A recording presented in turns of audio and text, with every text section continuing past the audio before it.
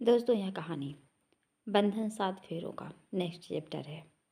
अगर आपको कहानी पसंद आ रही है तो आप लोग इसे पूरा प्यार दीजिए, लाइक कीजिए और चैनल अभी तक अगर सब्सक्राइब नहीं किया तो प्लीज़ सब्सक्राइब कर लीजिए और कमेंट भी करते रहिए प्यारे प्यारे से। चलिए दोस्तों, कहानी स्टार्ट करते हैं।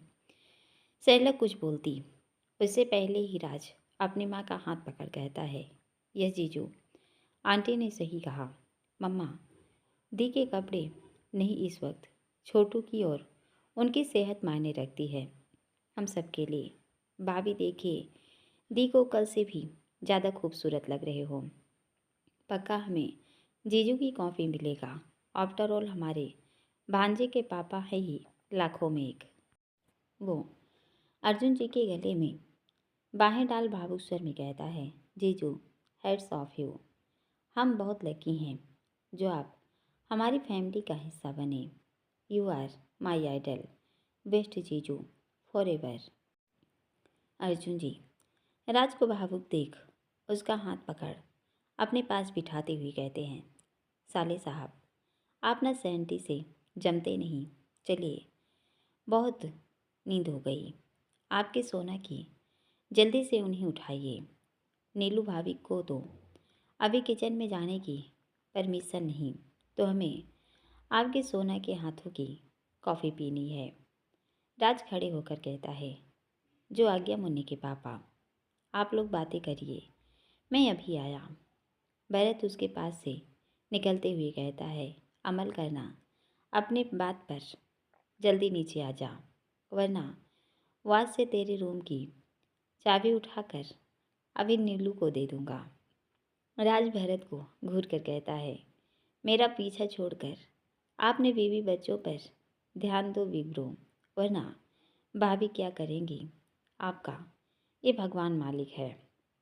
वैसे ही आज मौसम का मिजाज काफ़ी हॉट है। अब रूम में ओले गिरते हैं, सुनामी आती है या कोई दूसरी तरह का भूमि पूजन होगा, ये सुबह आपका चेहरा देख बताऊंगा। बेटा जी, राज नाम है मेरा। वास में चाबी मिल जाए तो मैं यहीं बैठा हूँ, ला कर दीजिए। भरत हैरानी से कहता है, मतलब तूने? राज अपने शर्ट से चाबी निकाल भरत को दिखाते हुए कहता है, आपकी परछाई देख ली थी बिग ब्रो। पुलिस वाला हूँ, बेशक घर में हूँ, लेकिन यहाँ भी बहुत चोरों की मंडली है। चौकन्ना रहता हूँ अपनी सोना की सेफ्टी को लेकर। अंडरस्टैंड? राज अग्रवाल इतनी आसानी से हाथ नहीं आने वाला, और अपनी बीवी को तो खुद की चिलमन में छुपा कर रखता हूँ। का समझे सरला के बबुआ। वो उसके कंधे पर थपथपाता हुआ आगे बढ़ जाता है। राज की बात और उसकी चालाकी से भरत का मुंह खुला का खुला रह गया। नीलमा उसकी गोद में नेहू को देकर कहती है, अभी भैया के हाथों और पूजन बाकी है तो खड़े रहिए यहाँ, और यदि फुर्सत मिल जाए तो नेहू का डायपर बदल कर उसे दी को दीजिए। मैं कुसा को उठा कर लाती हूँ। वो भरत को देख नेहू को उसे थमा फुर्ती से निकल गई। भरत नीलमा के तेवर देख के कहते हैं, बाप रे, आज तो पारा 7वें आसमान पर है धर्मपत्नी का। लगता है आज पूजन पक्का है। बट हम भी आपके देवर के भाई हैं, रोमांस में कम नहीं। आपको मनाना कैसे है नेहू की मम्मा, ये आपके पति को बखूबी मालूम है। वो जल्दी से नेहू की नैपी चेंज करके रागनी की गोद में देकर खुद अर्जुन जी के पास बैठ बातों में मसरूफ़ हो गए। सरला नीलमा तो रागनी को कभी कुछ खिला रही थी, कभी कुछ। इधर राज बाबू अपने में कमरे में पहुंच सोना के सिराहने बैठते हुए कहते हैं, ब्यूटीफुल एंजल, उठो, दी जीजू आ गए हैं और तुम रिलैक्स भी हो गई। राज की आवाज़ सुन शीतल नींदों में कुनकुनाते हुए एक नज़र उसे देख। राज का हाथ अपने गालों के नीचे लगा, उसके करीब सरक फिर सो गई। राज ने उसे कई बार आवाज़ लगाई, लेकिन शीतल टस से मस नहीं हुई। राज उसकी हरकत देख कर कहता है, आज पक्का ये मम्मी से जूते पड़वाएगी। अब दो ऑप्शन है मेरे पास, पहला वाला पुराना हो गया, शायद बेअसर हो जाए इन मैडम पर। अब दूसरा प्लान काम में लेना होगा। चल बेटा, मिशन शुरू कर। वो फुर्ती से खड़े हो, शीतल के ऊपर से ब्लैंकेट हटा, उसे अपनी गोद में लेकर वॉशरूम में आता है और शावर का पॉइंट ऑन कर गोद में ही अपने सीने से लगा खड़ा हो जाता है। पानी की ठंड बूंदें पड़ते ही शीतल आंखें खोल जोर से कहती है, राजना, ये क्या किया? ढंग से उठाना भी नहीं आता आपको? पता है ना हम सोते नहीं, और जब गहरी नींद में होते हैं तो हमारी नींद नहीं खुलती। पूरा भिगा दिया हमें, ठंड लग गई तो। राज उसकी कमर पर दबाव बना, अपने बालों को उसके मुंह पर झटकते हुए हल्के से अपनी बाहों को ऊपर कर शीतल को अपने होठों के करीब करके अपने नाम के उन 3 अक्षर पर होंठ रख कर कहता है, मैं हूँ ना, मेरे होते सोना के आसपास ठंड आ ही नहीं सकती। वैसे भी राज अग्रवाल की हॉटनेस देख उसकी सोना बर्फ़ की भांति जम जाती है। और राज सर्द अंदाज में कहता है, और बर्फ़ पिघलाने में टाइम नहीं लगता राज अग्रवाल को, बट अभी रोकना होगा खुद के जज्बातों को। यार, जीजू को तुम्हारे हाथ की कॉफ़ी पीनी है, कब से उठा रहा हूँ, नहीं उठी। तब फिर मुझे एक्शन लेना पड़ा एंजल। उसके गालों को चूम कर कहता है, घूरो मत बड़ी बड़ी आंखों से, 5 मिनट में रेडी कर दूंगा।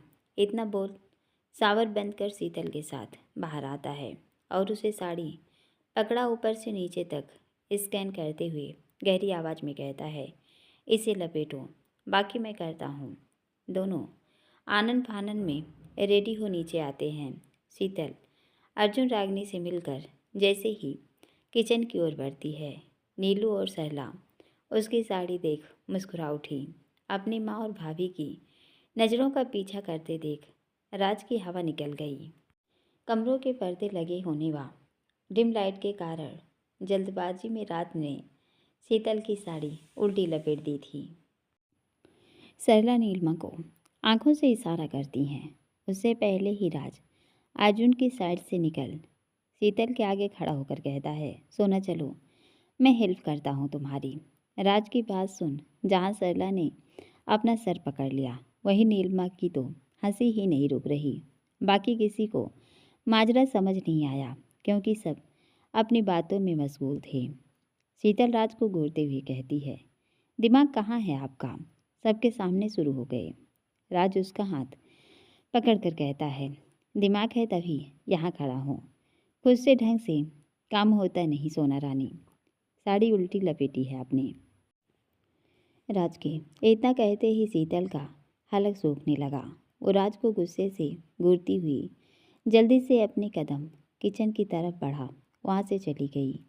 राज उसके पीछे आते हुए उसका हाथ पकड़ किचन के पास बने स्टोर में ले जाकर दीवार से लगाते हुए सख्त लहजे में कहता है, इसमें गुस्सा होने वाली क्या बात है, हो गई गलती। शीतल राज को घूर कर कहती है, हम अच्छे भले पहन रहे थे तो बीच में पंचायती क्यों की? हाँ। राज उसकी ओरचू गहरी आवाज़ में कहता है, पहले तो सही शब्दों का इस्तेमाल किया करो, समझी? दूसरा, मैं तो रोज़ जैसे साड़ी पहनकर घूमता हूँ, अब मुझे क्या पता था? तुमने ही साड़ी का जो सिरा थमाया था मैंने पहना दी। एक तो हेल्प कर रहा हूँ, कोई देखता उससे पहले यहाँ ले आया, फिर भी तेवर दिखा रही हो। शीतल मुँह बनाकर कहती है, शुक्रिया एससीपी, जो आपने हमें शर्मिंदा होने से बचाया, लेकिन प्लीज़ अब कोई हेल्प नहीं चाहिए आपकी, हम खुद से कर लेंगे। आप बाहर बैठिए, हम आते हैं। इतना बोलो साड़ी खोल दोबारा बांधने लगी। राज शीतल को देख वहाँ से निकल गया। जैसे ही वो नीलमा के पास से निकला, नीलमा हंसते हुए दबी जुबान में कहती हैं, साड़ी ठीक कर दी सोना की, लगता है आपसे ही गलती हुई देवर जी, जो फाल ऊपर आ गया, वरना हमारी देवरानी तो मास्टर है साड़ी पहनने में। नीलमा की बात से नेहू को झूले में झुलाते भरत की हंसी छूट गई। राज दोनों को घूरते हुए शरारत से कहते हैं, भाई ये कोलगेट का ऐड दिखाना बंद करो, मेरी सोना की साड़ी उल्टी थी कोई बड़ी बात नहीं, लेकिन भाभी तो फर्स्ट नाइट पर आपसे डरकर लहंगा ही उल्टा पहनकर सबके सामने रात को ही बाहर आ गई थी। उसका क्या? और बेटा याद करो अपने पुराने दिन। भरत उसका मुंह बंद करके कहता है, कमीना है एक नंबर का, कहीं की बात कहाँ जोड़ता है। राज भरत दोनों एक दूसरे को देख मुस्कुरा दिए। राज सबको देखकर कहता है, अग्रवाल हाउस में ऐसे छोटे छोटे किस्से होते रहते हैं बिग ब्रो, डोंट वरी, कोई नई बात नहीं, एंजॉय करिए इस पल को भी। भाई, हमारी किताब में एक स्पेशल मोमेंट और जुड़ गया। काफ़ी दिन बाद आज अग्रवाल हाउस का माहौल खुशियों से महक रहा है। अर्जुन रागनी ने काफ़ी वक्त पूरी फैमिली के साथ बिताया। शाम की चाय पीकर वो घर निकल गए। दूसरी तरफ पायल जब घर पहुंची तो वो सीधा सुरेखा के कमरे की तरफ आई। उसने दरवाज़ा धीरे से पुश किया तो गेट खुल गया। पायल अंदर आकर सुरेखा के कदमों में बैठ उनके घुटनों पर सर रखकर कहती है, मम्मा माफ़ कर दो, गलती से मुझसे वो सब निकल गया।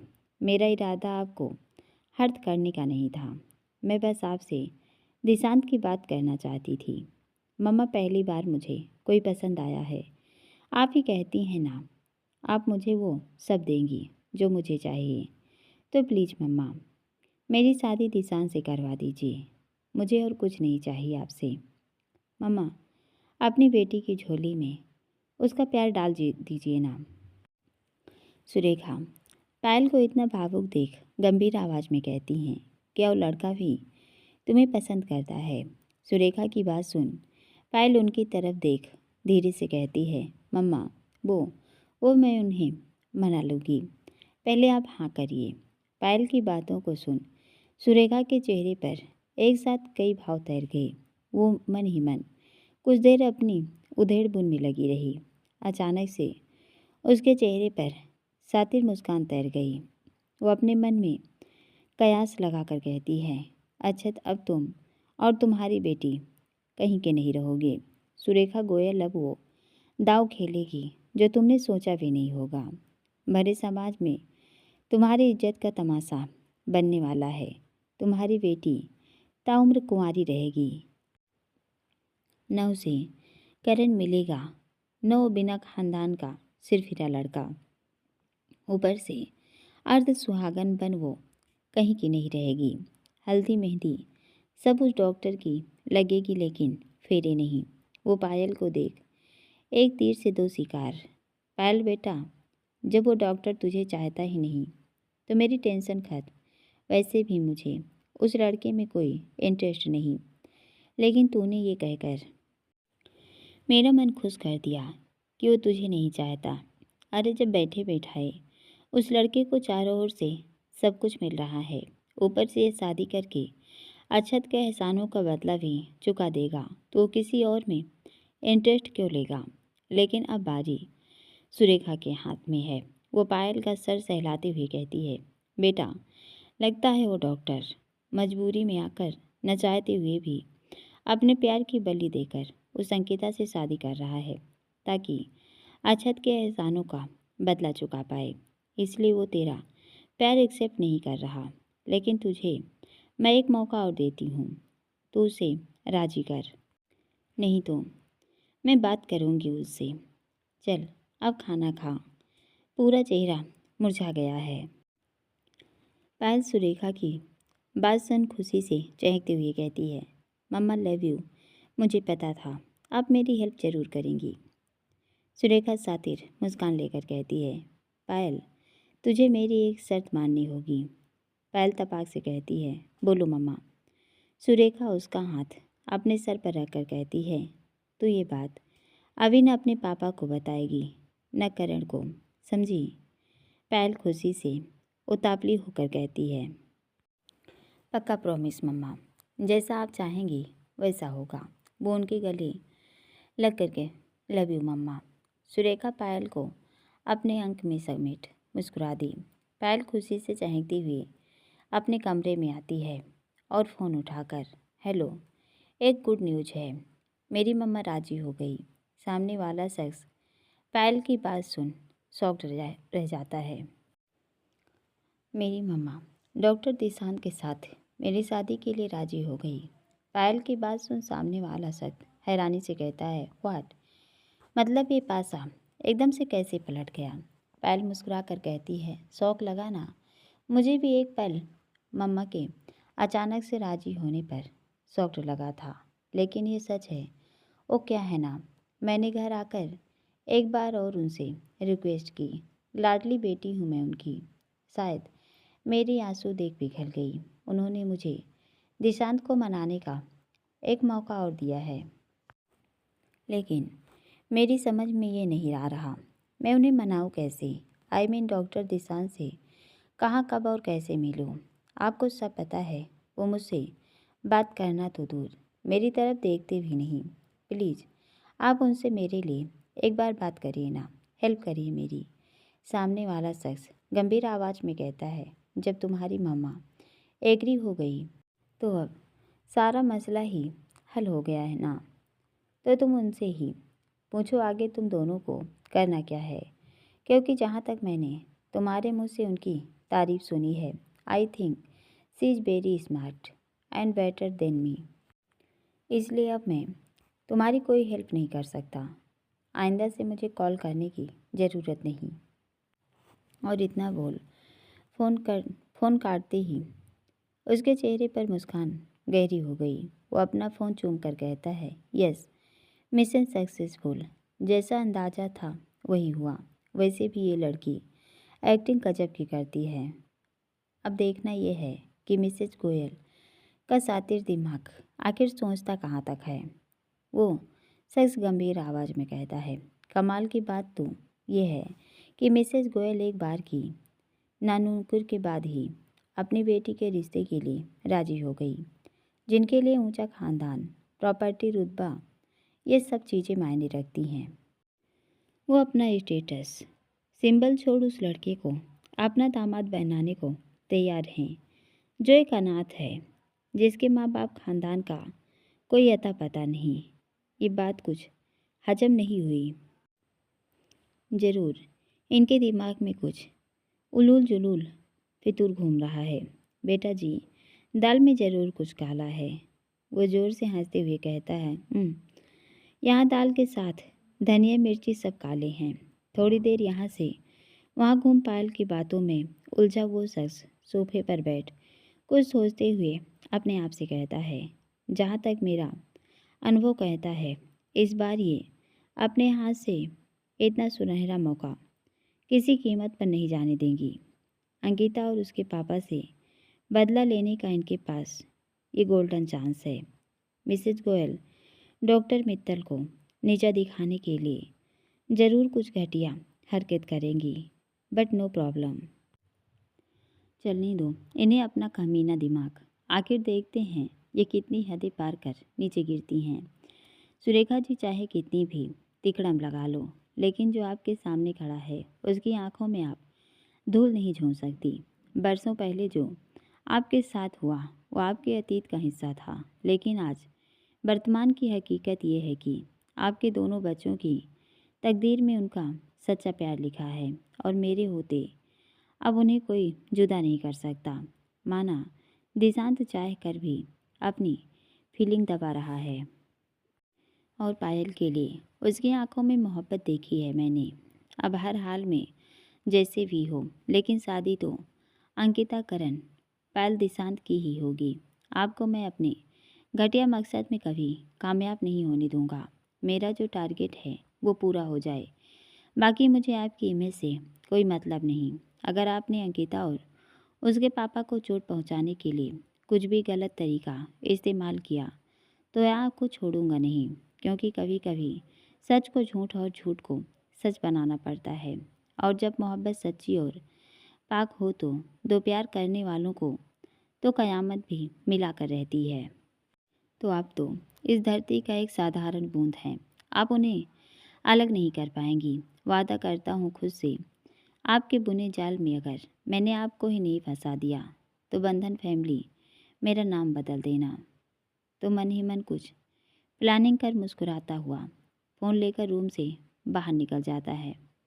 इधर पायल उस शख्स का दो टूक जवाब सुन बेचैन स्वर में कहती है, यार अब एक क्या नया कांड हो गया। एन वक्त पर मैं किससे हेल्प मांगूंगी। मम्मी राजी जरूर हुई हैं, लेकिन इनकी बातों पर मुझे कोई भरोसा नहीं। कल को पलट गई तो मेरा क्या होगा। मैं दिशांत के बिना नहीं रह सकती। Please God help me. Payal अपने में उलझी काफ़ी देर तक अपनी उधेड़-बुन में लगी रही। जब उसे कोई रास्ता नज़र नहीं आया तो वो थक कर लाइट ऑफ कर बेड पर पसर गई। दूसरी तरफ सुरेखा जी अपने रूम में बैठी फ़ोन पर किसी लड़की से खिलखिलाते हुए बातें कर रही थी। वो लड़की मुस्कुराते हुए कहती है, don't very my lovely queen, आपका काम हो जाएगा। बट मुझे इस बार आपसे सॉलिड इनाम चाहिए आंटी। सुरेखा हंसते हुए कहती हैं, नताशा बेटा तेरी डिमांड मैं अच्छे से जानती हूँ। तो पहले मुझे उस उल्का पिंड से छुटकारा दिला, उसके बाद तेरा रास्ता क्लियर है। नताशा बड़ी अदा से कहती है, एक काम तो मैं चुटकियों में कर दूंगी आंटी, लेकिन इस बार करण के आते ही आप उससे बात करेंगी। मुझे आप जैसी प्यार करने वाली सासू माँ और करण जैसा वेल सेटल्ड स्मार्ट पति दोनों मेरी लाइफ में चाहिए। करण को पाने के लिए आप जो बोलेंगी मैं वो करूँगी, लेकिन मुझे करण की पत्नी बनना है। और वैसे भी आपको अपने घर के लिए जैसी बहू पसंद है, मैं उस दायरे में फिट बैठती हूँ। करोड़पति बाप की इकलौती और खूबसूरत मॉडर्न बेटी हूँ, और आपके दोनों हाथों में लड्डू है आंटी। सुरेखा प्यार से कहती हैं, नताशा बेटा तू शुरू से मुझे करण के लिए पसंद है, टेंशन मत कर, तू ही मेरी बहू बनेगी। नताशा इठलाती हुई कहती है, बस यही सुनना था आपके मुंह से लवली क्वीन। अब आप बेफिक्र होकर चैन से बैठिए। आपकी होने वाली बहू है ना, वो सब संभाल लेगी।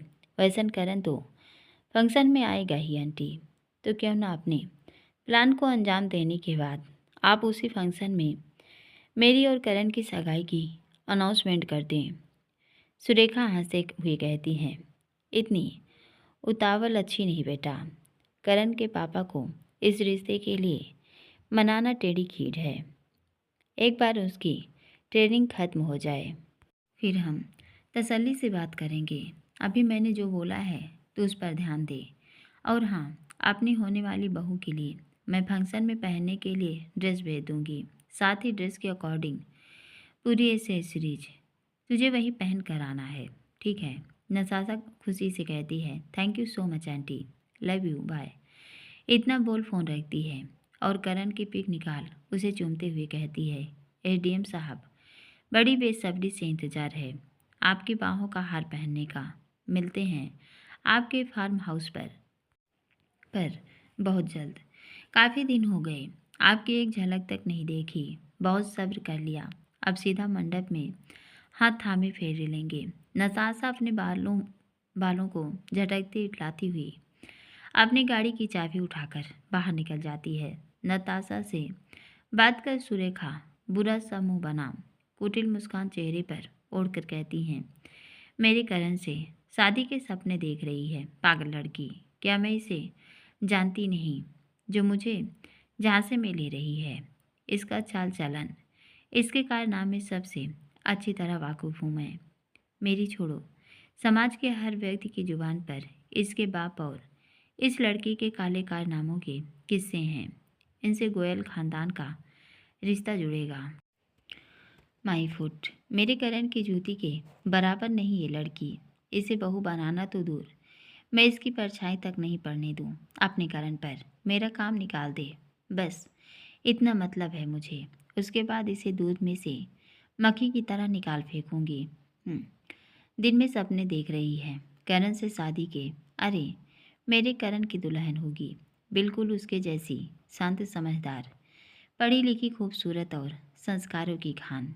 इसके जैसी सड़क छाप लड़की मेरे करण की बीवी तो क्या, मेरे घर की नौकरानी बनने के लायक नहीं। इसे तो मैं अपने घर के आसपास भी बर्दाश्त नहीं कर सकती। अपनी बेटी के सर से उस डॉक्टर का भूत उतारने के लिए मुझे इस कमीनी की ज़रूरत है। वरना सुरेखा गोयल इसे मुंह तक नहीं लगाती। इसलिए सबसे छुप कर ये काम करना पड़ेगा मुझे, क्योंकि अगर गलती से भी करण और पायल के पापा को भनक लग गई तो मेरा प्लान तो फ्लॉप होगा ही। इसके साथ मेरा क्या हाल होगा ये मैं भी नहीं जानती। लेकिन उस बिना माँ बाप का डॉक्टर, जिसके ना खून का पता है न खानदान का, उससे पायल का पीछा छुड़ाने के लिए मुझे ये सब करना होगा। सुरेखा सातिर मुस्कान लेकर कहती हैं, माना रिस्क है, लेकिन यहाँ फ़ायदा मेरा भी है। एक तीर से दो शिकार होंगे।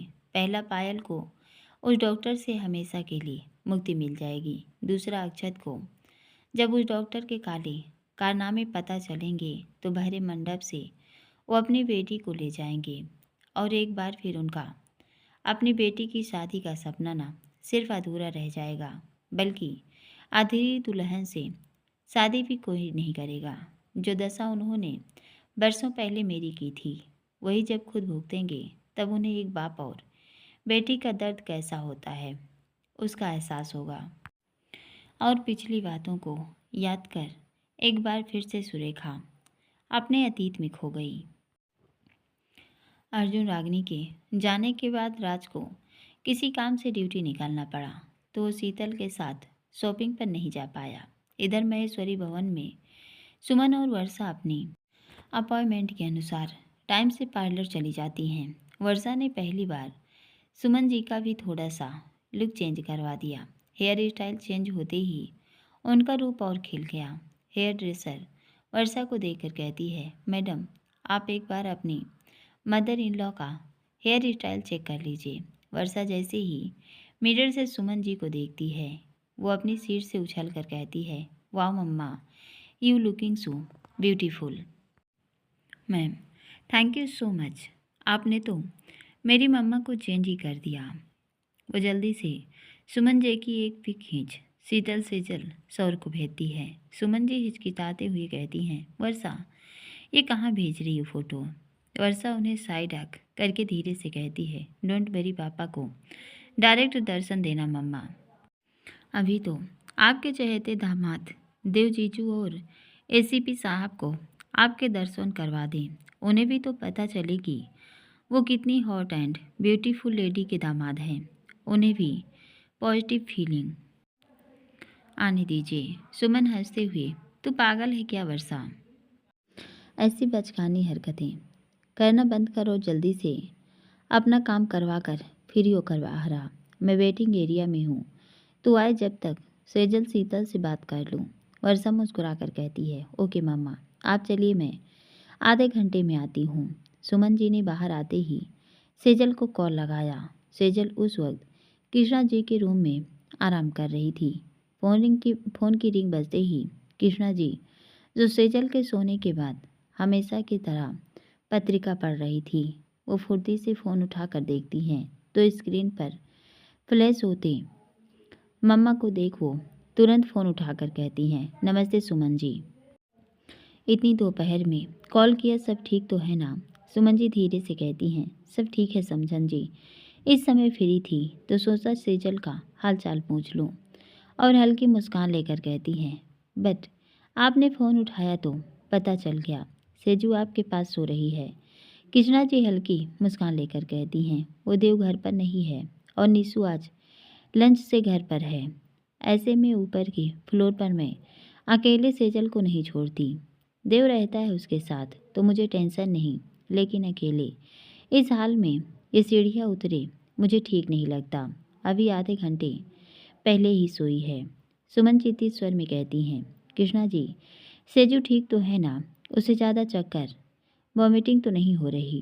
कृष्णा सेजल को एक नज़र देख फ़ोन लेकर बाहर आती हैं और सोफे पर बैठ शांत लहजे में कहती हैं, सुमन जी आप माँ हैं, जानती हूँ आप उसके लिए चिंतित हैं, लेकिन टेंशन मत करिए।